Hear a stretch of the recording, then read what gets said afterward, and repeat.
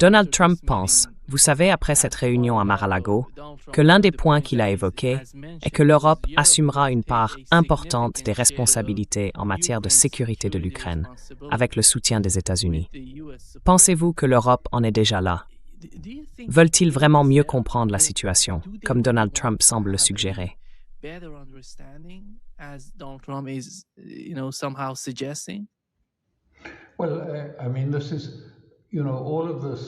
Eh bien, je veux dire, tout cela, c'est pour ça que c'est si opaque. Et pourquoi je pense que Trump a délibérément laissé la situation dans cet état d'opacité. Parce que c'est une question de poule et d'œuf. Oui, les Européens veulent être, disons, s'il y a un cessez-le-feu de l'autre côté de ce cessez-le-feu face aux Russes, n'est-ce pas? Et ils veulent que leurs forces, les forces de l'OTAN, soient présentes. Mais ils ne le feront pas et ne peuvent pas le faire sans une garantie de l'Amérique que s'ils rencontrent des difficultés, l'Amérique interviendra et les soutiendra sans condition. Et bien sûr, l'Amérique ne veut pas faire cela. Et Trump refuserait probablement si on le lui demandait. En tout cas, quand on parle en Europe avec légèreté de garantie de sécurité au format de l'article 5, c'est de cela qu'il s'agit réellement.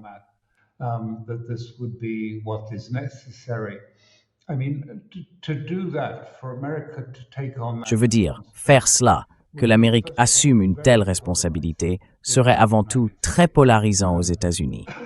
S'engager, enfin oui, vous savez, certains disent « Oh, eh bien il a pris un décret donnant une sorte de garantie de sécurité au Qatar. » Oui, mais c'est une question complètement différente. Le Qatar est un minuscule point sur la carte. Là, il s'agirait d'accorder des garanties de sécurité, une disposition à entrer en guerre contre la Russie. C'est d'un tout autre ordre, et il n'y a aucun appétit pour cela, à part, vous savez, quelques figures comme Lindsey Graham. Mais il n'y a pas de véritable volonté d'aller en guerre contre la Russie, surtout parmi sa base, les partisans du mouvement MAGA. Ils n'y tiennent pas du tout. Ils ne veulent plus de guerre à l'étranger.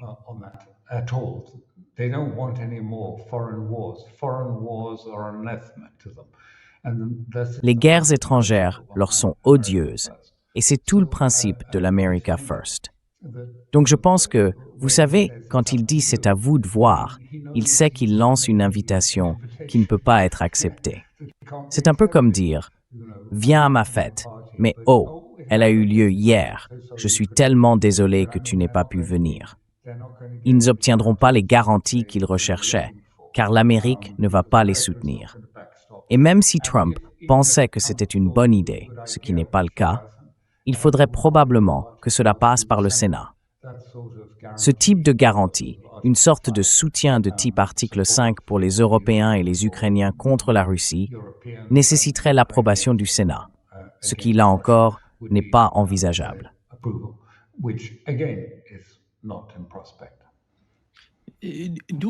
Avons-nous une idée du type de garantie de sécurité qui serait acceptable pour le gouvernement russe ou du côté russe de l'accord?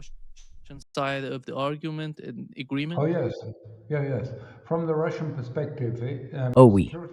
Du point de vue russe, des garanties de sécurité ont été discutées lors de cette réunion à Istanbul en 2022 et les Russes ont proposé leur propre version de ces garanties.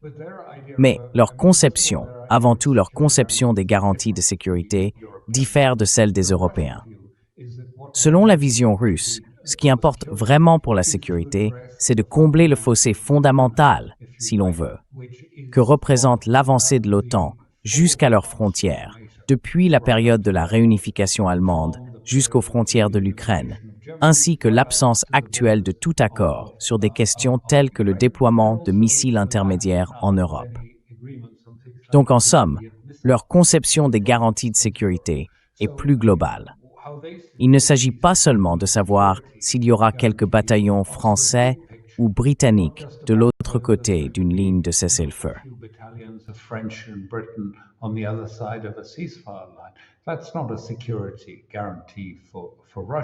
Ce n'est pas une garantie de sécurité pour la Russie au sens réel du terme. Ce qu'ils veulent, c'est que l'architecture de sécurité de l'Europe soit prise en compte. En 2021, ils ont proposé un projet de traité en ce sens, qui a été complètement ignoré par l'Europe et par les États-Unis. Mais c'est cela qu'ils entendent par garantie de sécurité. Ils ont également suggéré, à l'époque, que d'autres États puissent être déployés en Ukraine si nécessaire, afin de fournir une sorte de garantie de sécurité à l'Ukraine, mais qu'il ne s'agirait pas de troupes de l'OTAN. Ils ont proposé que ces forces puissent venir d'ailleurs, peut-être des troupes indiennes ou d'autres, pour assurer une certaine composante de sécurité.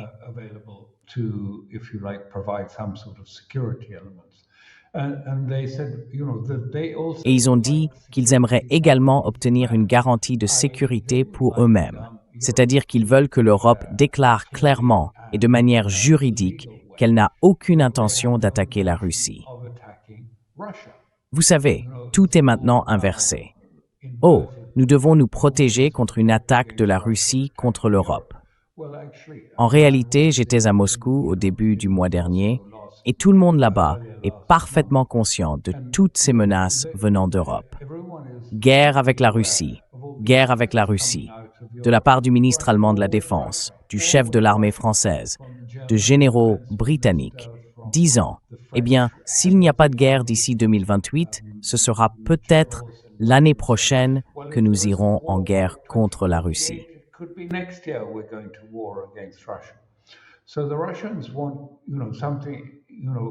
Ainsi, les Russes veulent quelque chose d'un peu plus large dans la compréhension que simplement quelques centaines de soldats britanniques, français et allemands stationnés sur le territoire ukrainien après une sorte d'accord. Ils veulent quelque chose de solide. Et de plus, ils ne veulent pas seulement un arrangement. Ils veulent un traité juridiquement formulé avec les États-Unis et avec l'OTAN, qui précise tout très clairement, quelque chose de bien défini et non improvisé. C'est en somme le grand mystère de toute cette proposition. Vous savez, les principales personnes qui négocient cela au nom des États-Unis, l'un est le gendre de Trump et l'autre est un de ses amis du secteur immobilier. Aucun d'eux, je crois, peut-être que Witkoff fait partie de l'administration, mais je ne pense pas que Kushner en fasse partie.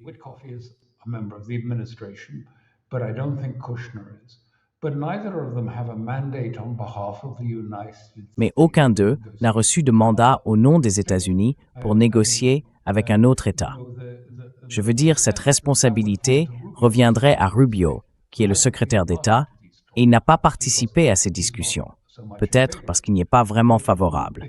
Mais si l'on veut conclure un accord formel, il faut quelqu'un qui soit autorisé à le consigner par écrit, puis à le signer au nom de l'Europe ou des États-Unis.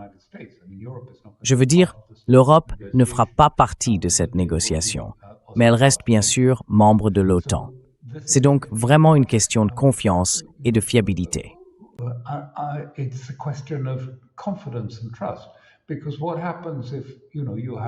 Parce que se passe-t-il si, vous savez, vous avez une bonne discussion avec Steve Witkoff et avec Kushner et qu'ils suggèrent un accord? Mais que se passe-t-il l'année prochaine ou celle d'après, quand quelqu'un dira à Poutine « De quoi parlez-vous, monsieur Poutine? Avez-vous cela par écrit quelque part ?» Et il devra répondre « Non, nous ne l'avons pas. C'était juste un accord verbal entre deux personnes qui sont des amis de monsieur Trump. » Je veux dire, ce n'est pas vraiment suffisant pour des relations d'État à État, pour des affaires d'État à État. La formulation, exactement ce qui est écrit, compte énormément. Pas seulement quelqu'un qui dit « Oh oui, on peut faire ça. Ne vous inquiétez pas, on fera ceci. » Je vous promets que l'OTAN n'avancera pas davantage. Bien sûr que non, nous n'avons pas l'intention de le faire.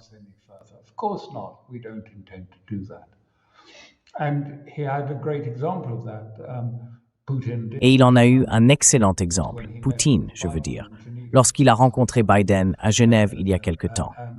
Ils ont parlé de l'Ukraine, et Poutine a demandé à Biden « Avez-vous l'intention de placer des missiles en Ukraine ?» Biden a répondu non. Mais le lendemain, Lavrov a été informé par Blinken « Oui, nous avons l'intention de placer des missiles en Ukraine, et nous ne sommes pas disposés à discuter de ce principe. Nous sommes seulement prêts, peut-être, à parler du nombre de missiles que nous placerons en Ukraine. » Eh bien, vous savez, le temps de vol d'un Tomahawk depuis l'Ukraine jusqu'à Moscou est d'environ 2 minutes. Ce n'est tout simplement pas acceptable d'avoir ce genre de situation. Donc la sécurité, c'est, vous savez, une sécurité plus large. Il ne s'agit pas seulement d'avoir quelques troupes de l'autre côté de ce qui constitue la frontière entre les 5 États, les 5 oblasts et les terres ukrainiennes restantes.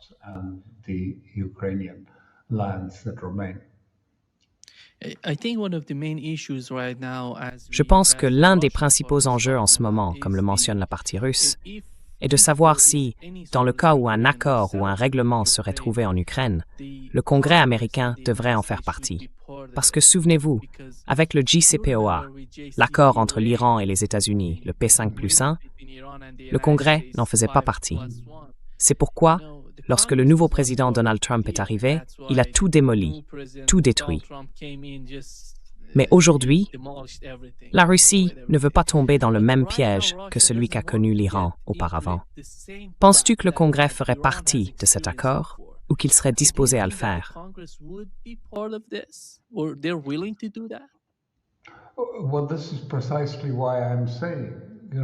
Eh bien, c'est précisément pour cela que je dis que la Russie exige en réalité une approche juridique appropriée pour toute résolution en Ukraine. Une approche écrite, dotée d'une force légale en droit international. Elle n'acceptera pas quelque chose qui pourrait être annulé demain si Trump change d'avis ou si la situation évolue dans les prochains jours. Non, il leur faut cela. Et ils ont déjà connu plusieurs revirements de sa part concernant l'esprit des accords. Donc oui, ils en auraient besoin. Et non, le Congrès ne serait pas d'accord, car il existe des éléments importants dans les deux chambres qui s'opposent à une normalisation avec la Russie. Encore une fois, cela fait partie de l'architecture profonde de la politique étrangère qui existe au sein de l'État permanent américain. Ils ont certaines règles et certains éléments, ce qui explique pourquoi ils étaient si opposés à Trump dès le départ.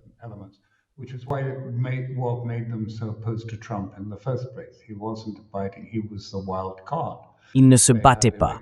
C'était l'élément imprévisible. Les élections étaient prêtes, bien rodées, mais c'était un choix forcé. On pouvait choisir le candidat démocrate à la présidence ou le candidat républicain. Mais au fond, cela ne changeait pas grand-chose, car tous deux partageaient la même approche de fond. Autrefois, il y avait une légère inclinaison idéologique d'un côté ou de l'autre, mais dans la structure profonde, ils avaient une vision commune. C'était donc, si l'on veut, une illusion de choix. Il n'y avait pas de véritable choix.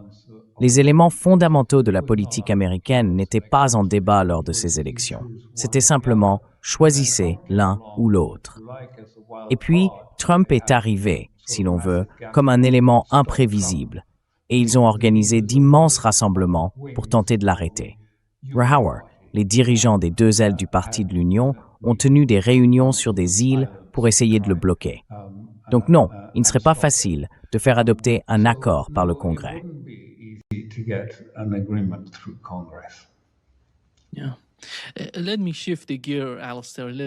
Permets-moi de changer un peu de sujet, Alastair, pour parler de ce qui se passe avec la visite de Netanyahou aux États-Unis. Un journaliste a demandé à Donald Trump, alors qu'il se tenait juste à côté de Netanyahou, « Autoriserez-vous Israël à attaquer l'Iran s'ils poursuivent leur programme de missiles balistiques ou leur programme nucléaire ?» La réponse de Trump était plutôt fascinante. Il a dit, s'il continue avec les missiles balistiques, oui, nucléaires, rapidement. Qu'est-ce que cela signifie et quelle est ta compréhension de la situation et de la manière dont Donald Trump veut gérer ses relations avec Netanyahou, Israël et l'Iran?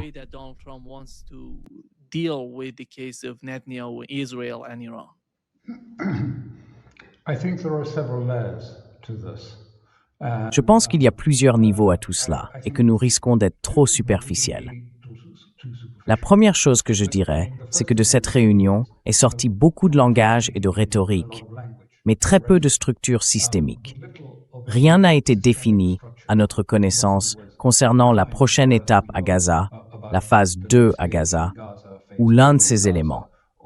Le langage, vous savez, est le genre de fanfaronnade familière utilisé par Trump, qui esquive et joue avec les mots et les formulations. Il dit ces choses, Et l'Iran doit prendre ce langage au pied de la lettre et au sérieux.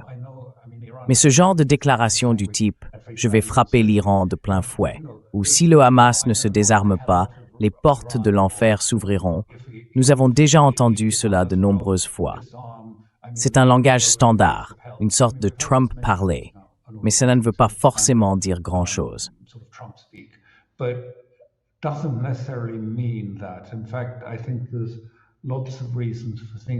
En réalité, je pense qu'il y a de nombreuses raisons de croire que cela visait également d'autres domaines. Nous pourrons ensuite revenir sur la raison pour laquelle Netanyahou était présent à la réunion.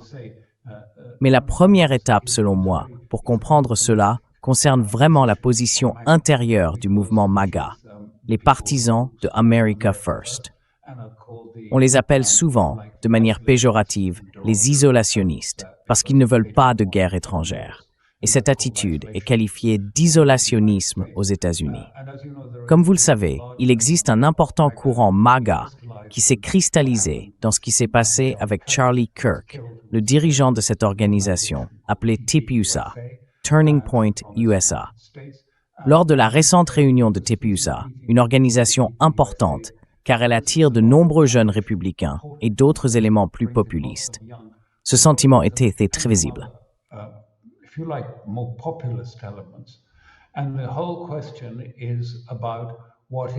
Et toute la question porte sur ce qu'est réellement la politique étrangère de l'Amérique.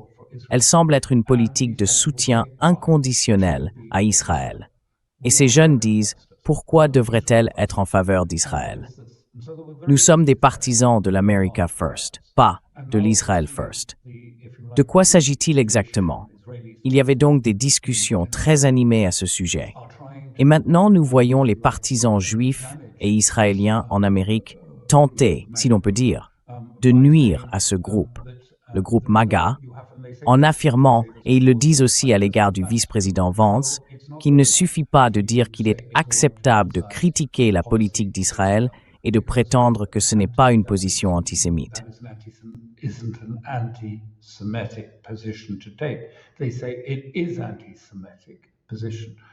Ils disent que c'est une position antisémite, qu'il faut soutenir Israël à 100%. Mais c'est un coin que, si l'on veut, l'ancien establishment essaie d'enfoncer parce qu'ils n'aiment pas le mouvement MAGA. Ils n'aiment pas ce mouvement organique et populiste qui monte en Amérique et qui menace la politique ancienne, établie, largement gérée et contrôlée à la fois par les démocrates et les républicains. Ils aimeraient reprendre le contrôle. Et donc, ils s'en prennent à MAGA en disant qu'ils sont antisémites et en les traitant d'antisémites.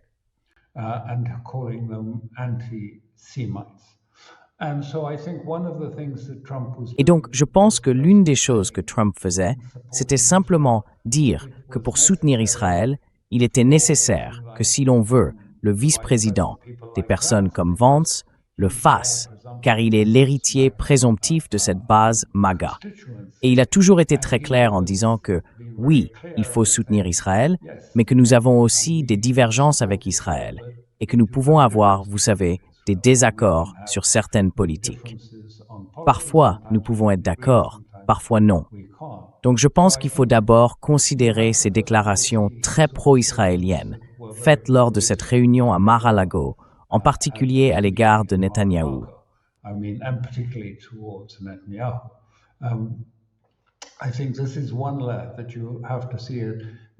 Je pense qu'il faut voir cela comme une préparation aux élections de mi-mandat.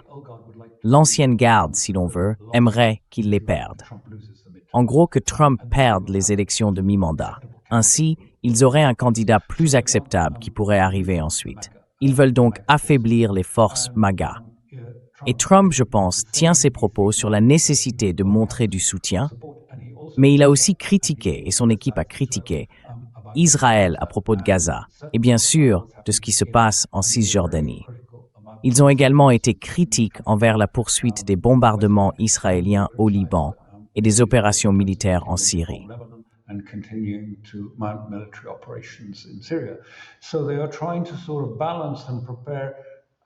Ils essayent donc de trouver un équilibre et de se préparer, comment ne pas perdre les élections de mi-mandat, face à un mouvement volatile et de plus en plus indépendant désormais sans direction claire.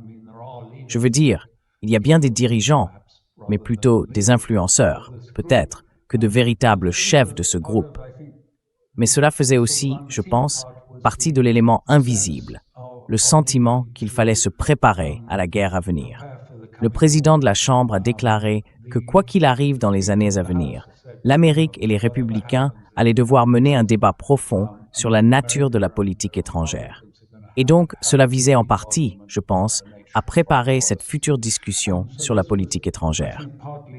Je suis d'accord à propos de la base de Trump, la base MAGA.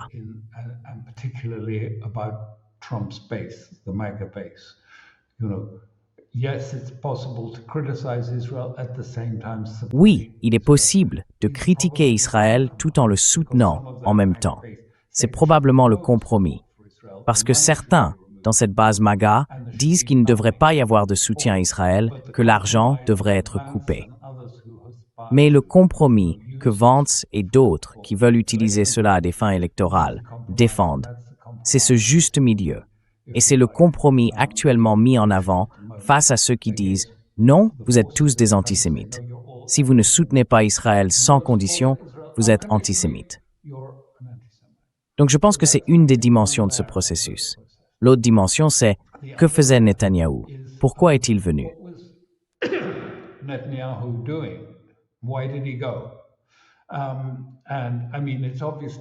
Et je veux dire, c'est évident à dire, il serait très facile de dire, eh bien il est allé là-bas simplement parce qu'il veut obtenir le feu vert pour attaquer l'Iran. Et il l'a effectivement demandé. Mais je pense qu'il faut comprendre cela plus en profondeur. La première question posée par l'un des propres compagnons de Netanyahou lors de cette réunion a été « Netanyahou obtiendra-t-il une grâce? Allez-vous lui accorder une grâce ?» Comme vos téléspectateurs le savent, il y a des accusations criminelles contre Netanyahou. Ces accusations comportent deux volets. L'un est ancien, mais l'opinion juridique dans une grande partie d'Israël est que si cette affaire est poursuivie, Netanyahou sera condamné et devra probablement aller en prison.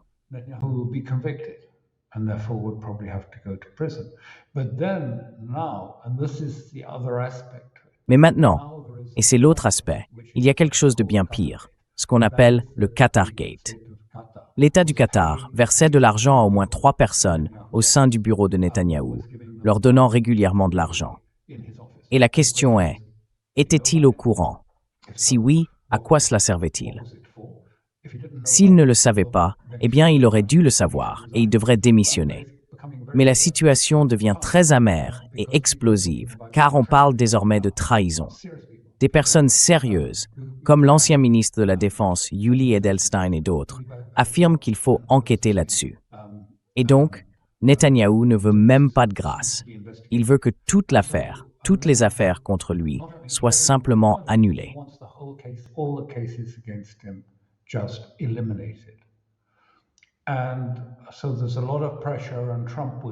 Il y a donc beaucoup de pression.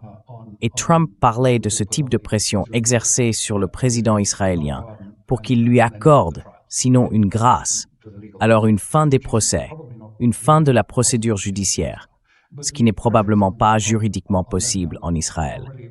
Mais les pressions sur Netanyahou augmentent déjà et continuent de croître. Ce que j'essaie de dire, c'est que les Israéliens en sont venus à la conclusion que ce qu'ils observent est en réalité un patchwork de cessez-le-feu ou d'absence de cessez-le-feu, que ce soit en Syrie, au Liban, au Yémen, ou si l'on veut plus au sud, dans toute la région, à Gaza et en Cisjordanie.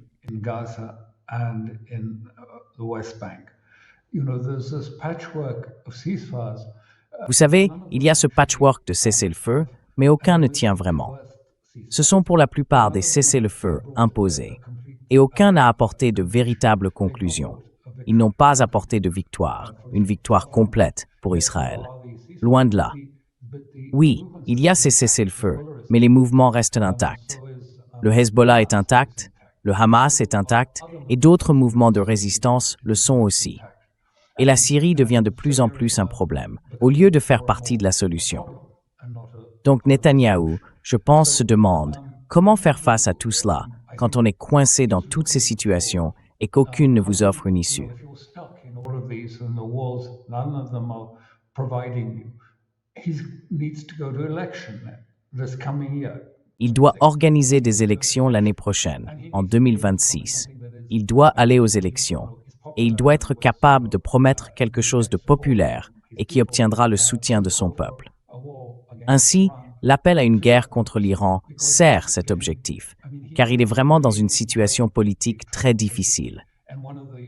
Et l'un des vieux réflexes, quand on est coincé et que les problèmes s'accumulent, c'est de partir en guerre. Allons en guerre. Et ça change tout. Bien sûr, ce n'est pas aussi simple que cela. Et c'est tout le sujet de l'article que j'ai écrit sur Substack, que c'est la nouvelle approche d'Israël. This is the new approach from Israel.